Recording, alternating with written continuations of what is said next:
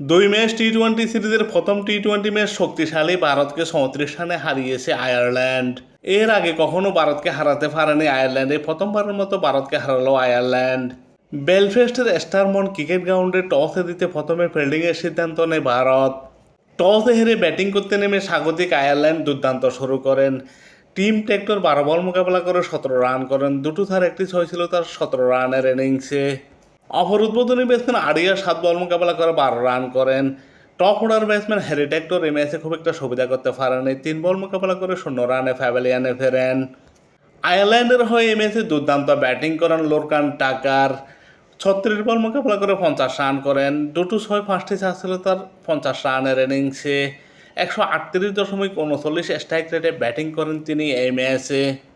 আয়ারল্যান্ডের মার্কুটে ব্যাটসম্যান ডালানি এই ম্যাচে দুর্দান্ত ব্যাটিং করেন, 32 বল মোকাবেলা করে 49 রান করেন, 3টি ছয় 3টি চার ছিল তার 49 রানের ইনিংসে।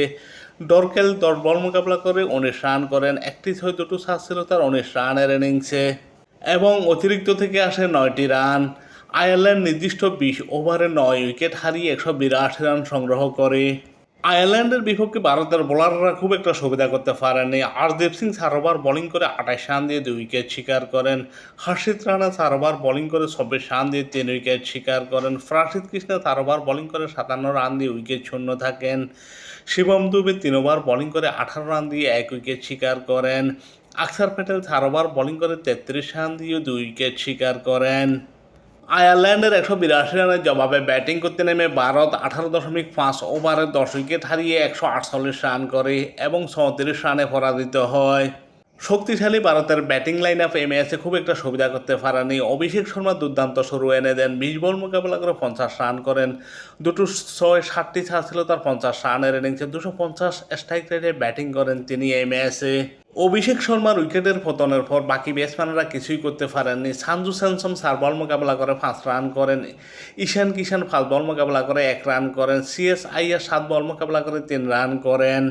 তিলক বর্মা ভালো ব্যাটিং করতে পারেনি এই ম্যাচে, 21 বল মোকাবেলা করে মাত্র 19 রান করেন, 3টি চার ছিল তার 19 রানের ইনিংসে। ওয়াশিংটন সুন্দর 12 বল মোকাবেলা করে 9 রান করেন। শিবম দুবে শেষের দিকে এসে দুর্দান্ত ব্যাটিং করেন, 14 বল মোকাবেলা করে 25 রান করেন। অক্ষর প্যাটেল 16 বল মোকাবেলা করে 5 রান করেন।